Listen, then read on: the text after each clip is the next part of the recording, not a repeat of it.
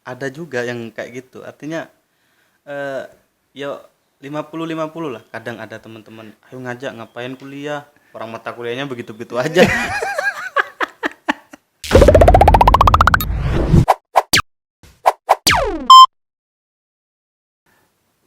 Selamat datang di Hodari Podcast Rakyat. Apa kabar Mas Erik?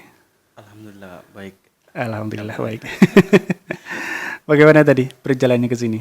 Eh biasa aja tadi habis dari acara sebenarnya, cuma karena udah kadung janji kepada Mas Hadori ya Ya. terpaksa harus datang ke sini meskipun telat sedikit. Oke, sahabat Erik Purnomo ya, merupakan salah satu aktivis pergerakan mahasiswa Islam Indonesia ya, cabang Surabaya. Sekarang kan sahabat Erik ini adalah baru lulus ya, Alhamdulillah baru baru lulus lulus angkatan angkatan 2015. 2015. Berarti hampir mau DDU ya. Sudah muncul di Sudah Siakat. muncul di Siakat ya. Sudah Tapi tanda-tanda alhamdulillah bisa wisuda. lebih bisa wisuda baru kemarin. Oke, boleh diceritakan sih, Mas, ini menarik. Boleh diceritakan bagaimana Mas Erik ini bisa sampai semester berapa? 14 ini. 12 12. 12. Sebenarnya saya dulu udah ini sama teman-teman angkatan, kita udah harus menyelesaikan lulus tepat waktu pada semester 8. Cuma teman-teman ketika sudah waktunya di semester 8 itu sudah pada sibuk sendiri-sendiri. Sehingga eh, ada beberapa poin yang saya harus tinggalkan untuk kepentingan lain. Salah satunya ya di satu sisi saya pernah menjadi ketua komisariat, sehingga ya udah lulus belakangan, mikirnya begitu. Mikirnya kita harus lulus belakangan lah, biar teman-teman duluan lah. Cuma bagi saya pilihan sih untuk lulus akhir semester itu, karena juga kita mikir kalau lulus semester di akhir semester atau telat pada waktunya, mikir persoalan biaya, persoalan orang tua.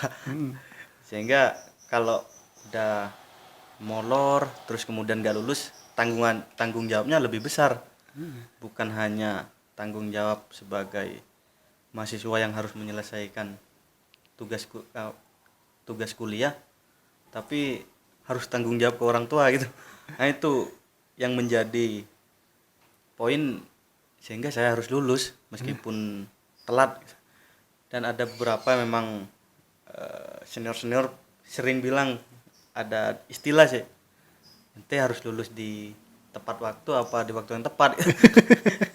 Itu yang membuat saya bertanya-tanya gitu. Ketika saya lulus tepat waktu masih bingung juga, karena dunia luar itu lebih kejam. Mending masih berstatus mahasiswa lah dulu. Sehingga saya berpikir, oh kita harus milih lulus di waktu yang tepat aja. Setelah sebenarnya dari teman-teman itu mungkin apa ya? Oke, kita janjian yuk. Biasanya kan ada janjian. Ayo, Iya, ayo ada kita lulus janjian. di semester akhir aja di semester 12, 13 dan 14. Apa sih yang sekarang kan sudah wisuda? Di benak Mas Erik ini, sahabat Erik ini, seketika sudah lulus wisuda, terus kemudian bisa mendapatkan apa namanya di luar tanggung jawab orang tua. Sebenarnya apa ya? Menyesal gitu. Lulus di akhir-akhir semester itu. Karena pengalaman saya kemarin juga, karena wisudanya udah online, terus nggak ada yang datang. Sehingga oh ini udah pilihan yang saya ambil dari awal. Sehingga ya wajar kalau kita udah keluar, teman-teman sudah pada sibuk dengan masing-masing. Kita mikirnya kita lebih ketinggalan gitu. Tapi dalam proses di apa namanya di pergerakan itu di PMI itu sudah semester berapa yang sudah di komisariat itu? Eh, saya di komisariat itu semester 9-10. 9-10. Karena memang kaderisasi di UIN kan juga agak ini sih, agak lambat. Sehingga ketika sebenarnya lebih baik misalkan aktif di komisariat ataupun di cabang, sebenarnya sudah harus lulus. Cuma kan kebiasaan-kebiasaan dari dulu senior-senior kita begitu. Makanya aku pesan ke teman-teman itu yang aktif di organisasi, udah cukup di saya aja yang lulus telat kayak gini. Maksudnya biar teman-teman punya gairah untuk selesai cepat-cepat menyelesaikan kuliahnya dan lanjut di segmen selanjutnya, S2 misalkan atau apa. Oke. Kayak saya kan juga kalau normal saya udah S2. Teman-teman udah hampir lulus. Oke. Ini kan merupakan apa ya, unik ya untuk mahasiswa yang sekarang itu unik. Kadang-kadang kan mahasiswa kan lulus tepat waktu semester 7, semester 8. Bagi sahabat Erik, apa sih yang sebenarnya yang bisa melatar belakangi berada di organisasi PMI itu? Mengapa tidak harus jalan ke akademisi dan sebagainya? Ini kan kalau mahasiswa aktivis itu kan memilih dua-duanya kan begitu apa ya, begitu sulit. Harus salah satu. Mengapa harus kita aktivis dulu, Mas? Kalau saya pribadi itu dari semester 8 sebenarnya udah tuntas kuliahnya itu. Makanya mata kuliah itu udah selesai semua, cuma tinggal proposal aja sama skripsi. Karena saya juga berpikir bahwasannya teman-teman itu yang aktif di PMI jangan sampai meninggalkan mata kuliah, karena di PMI itu senior-senior juga tidak pernah mengajarkan harus bolos kuliah. Bahkan lebih bagus kalau teman-teman juga bagus di akademisi dan juga aktif di organisasi. Makanya saya pribadi itu ya ketika udah semester 8 artinya udah santai-santai, tinggal skripsi begitu. Tinggal skripsi, wah gampang, tinggal skripsi aja, mata kuliahnya udah nggak ada. Nah itu juga kesalahan terbesar. Oke. Ada nggak yang dari sahabat-sahabat yang lain yang bilang, oh Mas Udik, wais ngopi aja, yang penting kuliah itu belakangan. Ada seperti itu. Banyak sih. Banyak yang bilang begitu. Artinya ya karena mindset teman-teman itu bahasanya kuliah itu cuma 40% di mata kuliah gitu. Selebihnya 60% itu kita dapatkan di dalam organisasi gitu. Ya percuma aja, maksudnya misalkan kita mendapatkan banyak pengalaman di dalam organisasi tapi kuliahnya diabaikan gitu. Karena itu juga bagian dari tanggung jawab yang harus diselesaikan. Iya. Baik dari kampus ataupun dari orang tua gitu. Kecuali dia bayar sendiri kuliahnya. Oke.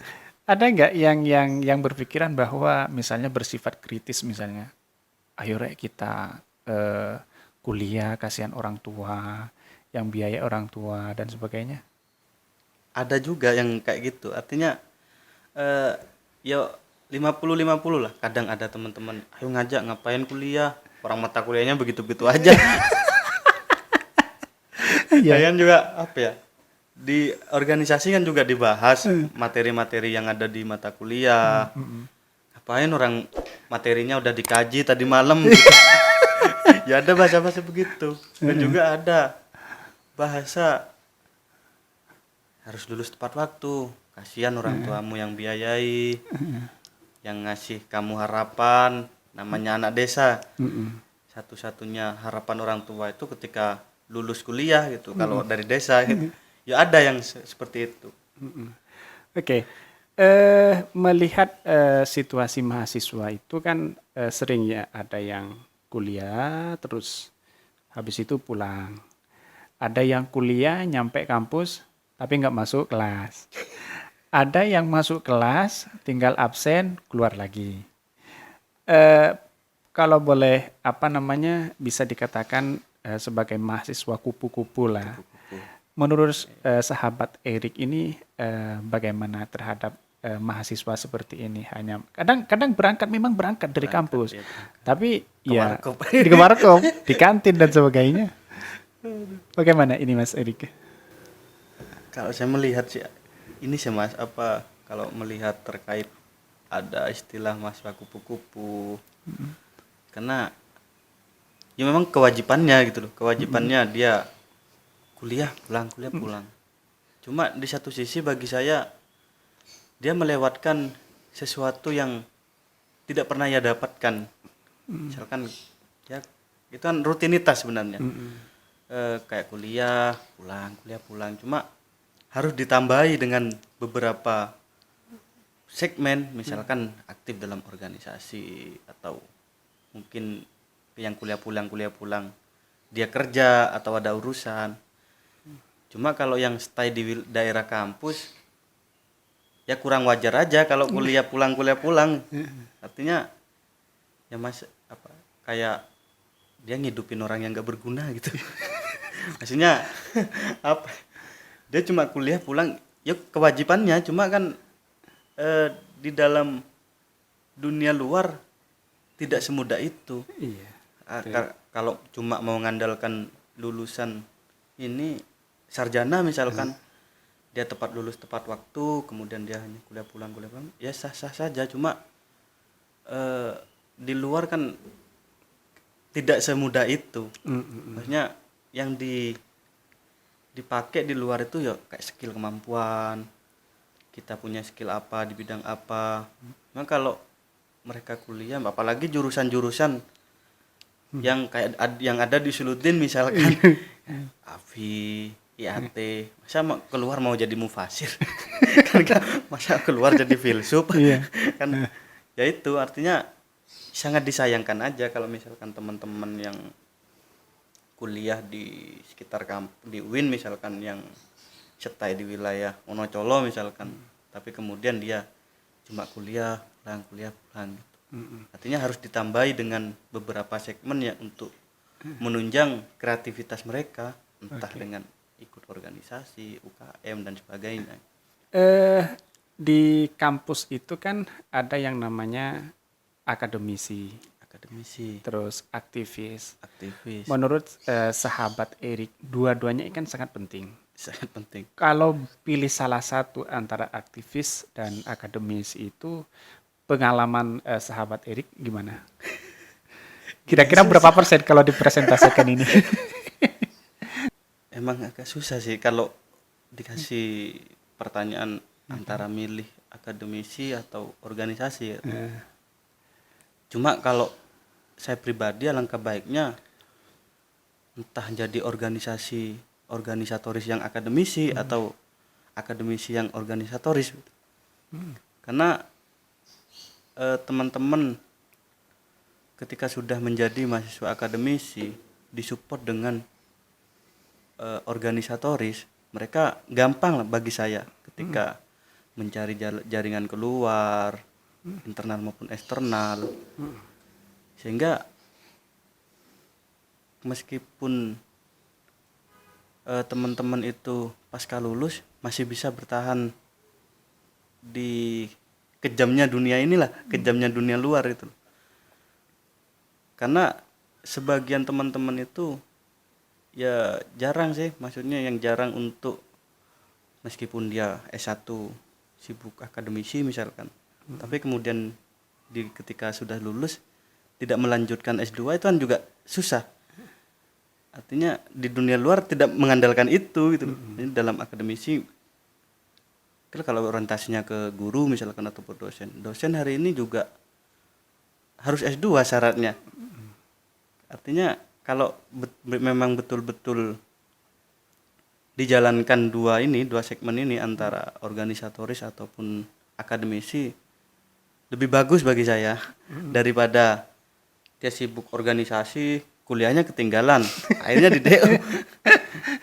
Atau dia sibuk akademisi, nggak mau mikir. Karena yang saya alami begini, ketika anak-anak akademisi berpikir, apain sih, nggak penting ikut organisasi itu, ganggu waktu kuliah, ganggu ngerjain tugas dan ini. Begitupun juga anak-anak organisasi, kita udah punya pengalaman banyak di luar, nggak harus kuliah itu cuma formalitas, itu gitu aja. Sehingga bagi saya kalau ini digabungkan akan lebih bagus. Ketika dia sudah lulusan akademisi, disupport dengan cara-cara organisatoris, misalkan dengan jaringan dan sebagainya, mereka lebih leluasa gitu. Bagi saya begitu. Oke. Apa sih sebenarnya nikmatnya berada di organisasi itu? Karena kalau waktu kita masih kuliah, misalnya masih aktif kuliah, itu kan tidak berpikir kita jadi apa dan sebagainya. Walaupun orang akademisi kan tidak tahu jadi seperti apa. Tapi setelah wisuda itu baru terasa nikmatnya menjadi seorang organisatoris, itu kan sudah nampak di setelah lulus. Apa sekarang nikmatnya yang dirasakan Mas Erik itu? Banyak sih kalau yang saya rasakan itu. Pertama itu mengenai jaringan sih, jaringan yang mungkin kalau kita tidak berada dalam organisasi, saya tidak akan dapat jaringan itu. Karena kalau cuma di kuliah ya kita ini aja urusan kuliah, tapi kan kalau di organisasi kita ya urusan ngundang materi dan sebagainya, atau kita silaturahim ke senior yang sudah berada di posisi-posisi strategis misalkan. Ya itu nikmatnya, kita punya lebih maju satu langkah lah daripada teman-teman yang nggak ikut organisasi itu. Kan kita juga di organisasi kan diajarkan juga memanage waktu, bagaimana memecahkan masalah, terus kemudian ketika ada persoalan kayak gini jalannya kayak gimana. Terus kalau komunikasinya ke orang, misalkan ke toko ini, cara komunikasi kayak gini kemana, itu kita didapat di organisasi. Dan juga cara bagaimana mengakomodir orang banyak. Ya minimal kita punya pengalaman begitu ketika pasca lulus kuliah, sehingga kita mau jalan kemana udah ada jalan. Misalkan kayak ada persoalan di desa, misalkan ini wilayah dulu, misalkan teman-teman sering konsep kayak gini, misalkan itu bisa jadi landasan teman-teman untuk aktif di situ. Oke. Untuk memecahkan masalah dan sebagainya. Oke. Kembali ke tadi Mas, ada nggak tuntutan dari orang tua itu harus lulus di 8 semester? Kadang orang itu kan mahasiswa sekarang itu kan berpikir, oh yang penting nanti lulus aja lah. Ada nggak dituntut untuk, nak kamu harus lulus semester ini itu? Bagi Mas Erik gimana? Kalau saya pribadi ada tuntutan itu. Saya semester 7, karena ada namanya orang desa ya. Ketika ada satu angkatan yang lulus SMA, kemudian dia lulus duluan, itu tanda tanya besar. Tanda tanya besar. Oh, anaknya kok udah lulus? Anaknya kamu kok belum lulus? Padahal kuliahnya bareng. Itu tanda tanya besar kalau di desa itu. Ketika masuk semester 8, aku pamit ke orang tua itu. Saya mau lulus telat. Itu. Berapa tahun telatnya? Minimal setahun, kataku. Udah, oh ya nggak apa-apa, tapi aku nggak mau nanggung UKT-nya, katanya. Ya udah, gampang kalau UKT itu, kataku. Orang cuma UKT-nya 1 juta. Ya udah, nggak apa-apa lulus telat, cuma jangan lama-lama, jangan sampai di DO, katanya. Akhirnya saya memutuskan itu. Sekalian saya ketika di komisariat, masa ya lebih bagus sudah sarjana di komisariat, cuma kan nggak enak juga ke teman-teman. Ya udah, saya memutuskan untuk lulus telat. Ketika udah masuk semester 9, ketika kita pulang, banyak pertanyaan itu. bukannya kuliahnya bareng itu. Iya. Cuma kalau udah lulus duluan. Ini masih sibuk, masih ngurusin skripsi, ngurusin ini. Padahal nggak digarap. Terus baru kemarin karena udah orang tuh, kalau namanya orang wisuda kan rombongan biasanya kalau orang desa itu, Mas. Saya pengen ikut wisudanya, pengen tahu kampusnya begini. Terus baru kemarin pandemi itu, kapan lulus? Habis hari raya Idul Adha. Dari dulu habis hari raya Idul Adha aja. Terus ini, ya aku harus lulus habis hari raya Idul Adha. Akhirnya ngejar itu. Ngejar sebagai pertanggungjawaban karena udah selalu sering ditanya.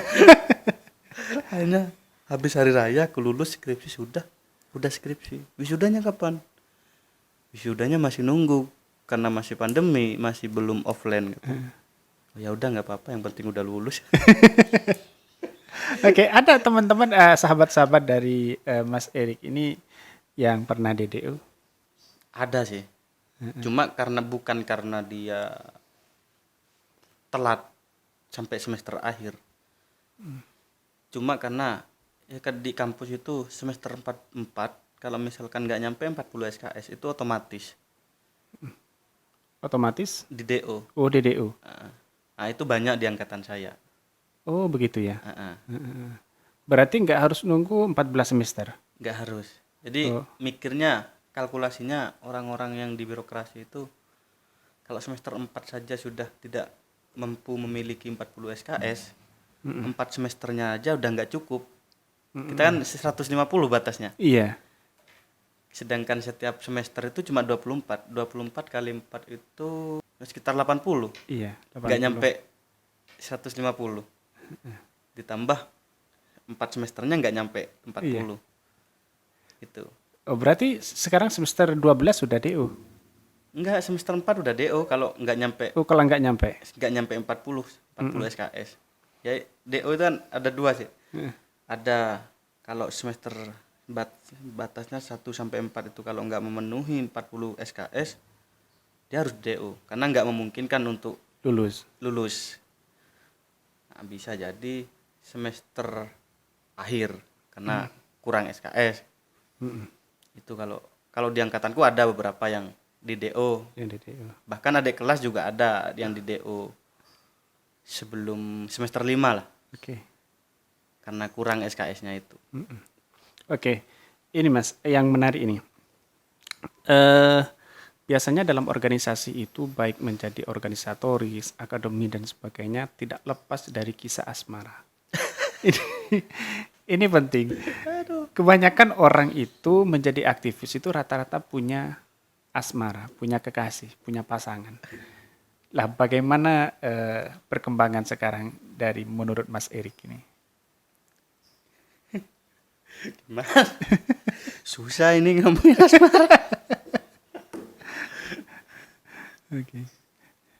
Karena apa ya, banyak yang memang mau dekat itu kalau udah terlalu senang di organisatoris, misalkan dia kapasitas keilmuannya bagus, terus kemudian dia juga aktif dalam gerakan di internal toko lah bahasanya. Bahasa saya tuh jadi toko kampus lah. Entah itu presiden, wakil presiden, dema, sema. Itu tokoh yang disiapkan oleh PMI. Itu kira-kira ada berapa orang yang dekat sama Mas Erik sekarang? Sebenarnya nggak deket sih. Ya sebatas temen aja.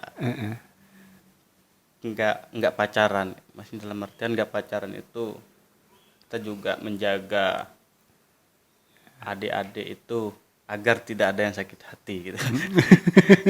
Karena kalau udah jadi tokoh di kampus atau apa gitu, itu apalagi posisinya strategis misalkan, misalkan ketua rayon atau ketua komisariat, ketika udah kelihatan berhubungan asmara sama kader-kader, ada misalkan dia sakit hati dan sebagainya, ya takutnya aja, maksudnya ngajak, oh nggak usah proses di PMI, nggak usah proses di organisasi, orang kota rayon, kota komisarnya begitu. Kita menjaga itu, Menjaga artinya itu. agar teman-teman nggak ada yang merasa dirugikan gitu. Saya dari dulu prinsipnya begitu. Oke. Tapi kenyataannya banyak yang suka lah. Banyak lah. Cuma kan sebagai teman aja, Iya. nggak sampai ada status ini. Apalagi kan kalau cewek itu sensitif gitu. Misalkan hari ini keluar sama itu, bahaya itu. Kayaknya udah, yang penting kita ngopi sama itu, sama ini nggak ada masalah gitu. Oke. Kalau prinsipku begitu. Ya, Oke. kita ngopi sama ini, ngopi sama itu nggak ada masalah. Untuk Oke. menjaga stigma jelek itu. Oke. Oke, yang terakhir Mas Erik, apa sih yang mau disampaikan kepada anak-anak muda, khususnya mahasiswa yang baru ini? Khususnya angkatan COVID ini. Iya, angkatan COVID ini. Sebenarnya jangan sia-siakan waktunya aja. Maksudnya kalian punya tanggung jawab kuliah dan tanggung jawab ke orang tua harus diselesaikan, karena teman-teman nggak pakai biaya sendiri. Orang tua yang kerja, kalian yang menikmati, dan jangan lupa harus diselesaikan dan dipertanggungjawabkan di hadapan orang tua, gitu aja sih Mas. Oke. Ini Mas, ada kalimat, ini ada 2 kalimat, pilih salah satu. Iya. Oke, mencintai atau dicintai? Mencintai aja. Kenapa harus mencintai? Kalau mencintai itu bagi saya bisa biar nggak banyak yang sakit lah. Bergabungnya yang sakit. Oke. Organisasi atau akademik? Kalau saya sih lebih ke organisasi. Organisasi. Oke. Aktivis atau pacaran? Aktivis. Kasbon atau bayar? Kasbon. Kasbon. Karena pengalaman begitu dari Rata-rata seperti itu ya. sampai nama saya dijadikan ini ya. Biasanya dari kadernya itu catat atas nama itu, biasanya seniornya. Di kantin juga sama seperti itu sekarang. Dari sejak di rayon juga begitu. Oke. Ini Eri. Ketika ditanya berapa? 350. Sering begitu. Oke. Lulus tepat waktu, tidak dapat bekerja, atau lulus di akhir waktu dapat pekerjaan? Lulus tepat waktu, tidak dapat bekerja. Terus di akhir waktu lah. Di akhir waktu. Oke. Menikah atau bekerja? Bekerja ini. Bekerja. Oke, yang terakhir satu kalimat untuk Hodari Podcast Rakyat. Semoga tambah sukses saja. Maksudnya semoga konsisten dengan podcast selanjutnya. Oke, terima kasih. Sama-sama, tangannya begini. Indonesia butuh anak muda. Terima kasih Mas Erik. Oke.